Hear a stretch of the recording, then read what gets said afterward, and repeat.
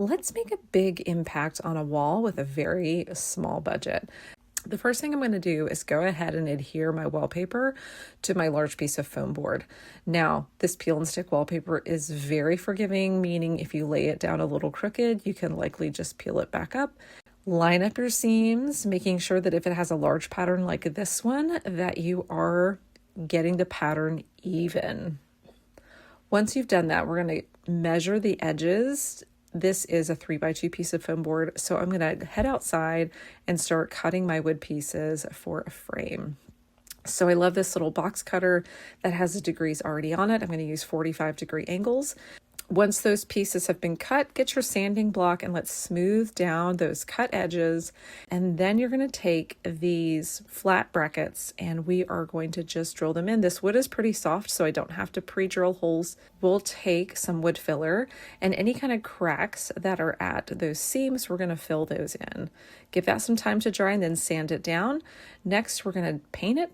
Just use a color of paint that complemented the wallpaper. Now, once it's all dry, let's bring it back inside. I want to be able to swap out this wallpaper, so I'm going to use some 3M strips to secure the foam board to the frame.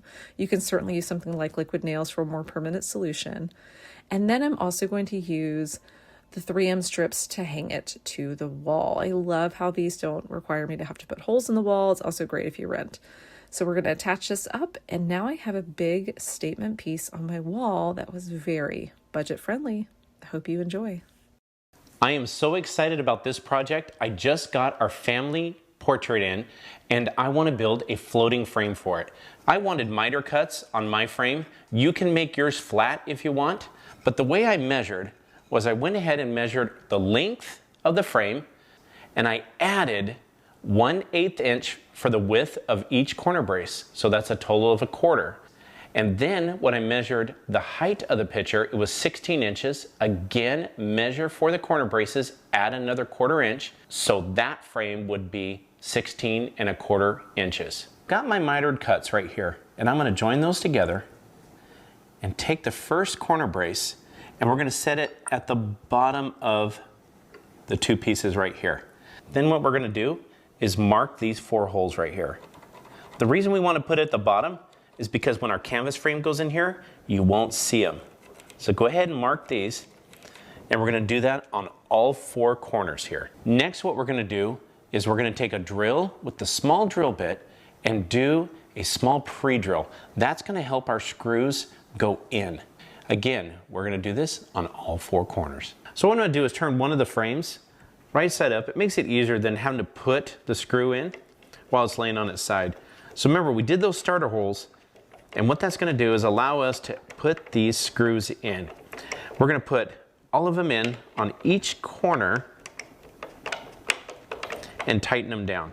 Now make sure when you get your boards that the screws and the corner braces do not penetrate or go through the whole thing. The last thing we want is to have any screws showing. That's the whole genius of a floating frame, is you don't have to worry about seeing any screws, staples, nails, or anything like that. It just absolutely looks beautiful when it's done. Now that I've got the brace on the bottom, I'm going to go ahead and get this started right here. And that's going to hold it together. Again, I always start on the inside ones. That makes it easier. And look at that mitered joint right there. It looks so good.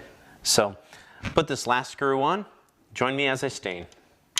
So now that I've got all of the frame put together, I want to put this light stain on it.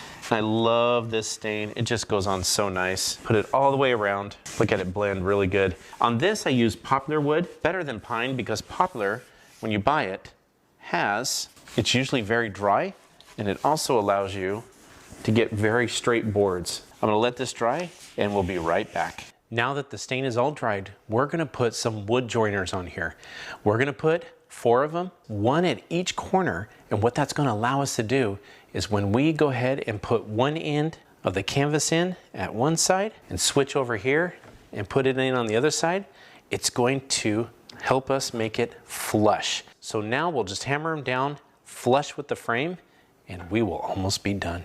And here is the end result. I love this floating frame look. And I'm probably a little biased, but that's a pretty good looking family up there.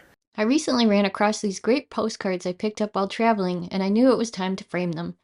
But rather than purchase something new, I thought, hey, let's dip into my scrapwood collection to make something fresh and custom for free. The bonus here, too, is I get to use up scrap wood.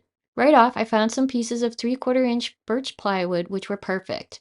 Scrounging around further, I found some leftover wood lath pieces as well. Luckily, the larger piece of plywood was already a great size for 2 of the postcards.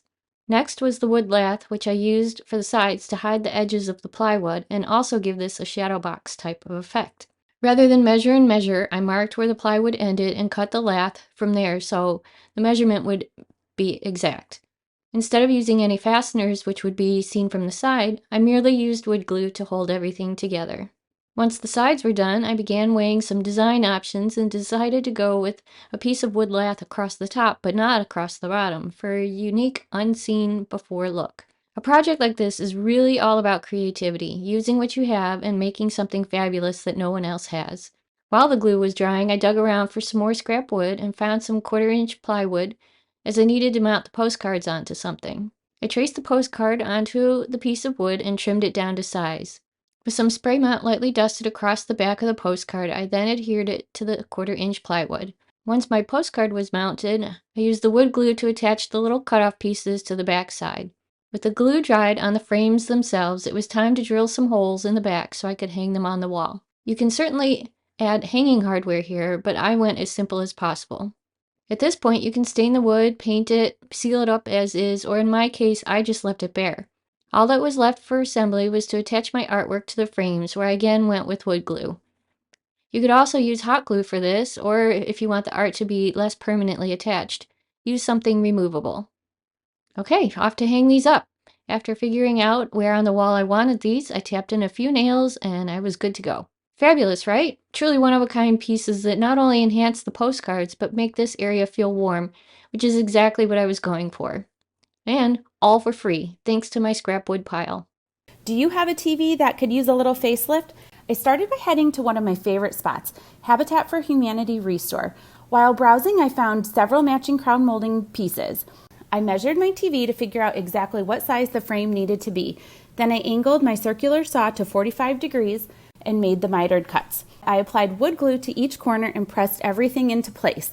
To keep it sturdy, I added metal corner brackets from Walmart. For extra strength, I threw in a few wood staples and even a strip of duct tape on the back side of each corner. I cut 2 strips of 1/2-inch ribbon and wrapped them around the top corners of the frame. These loop around the corners of the TV to hold everything in place.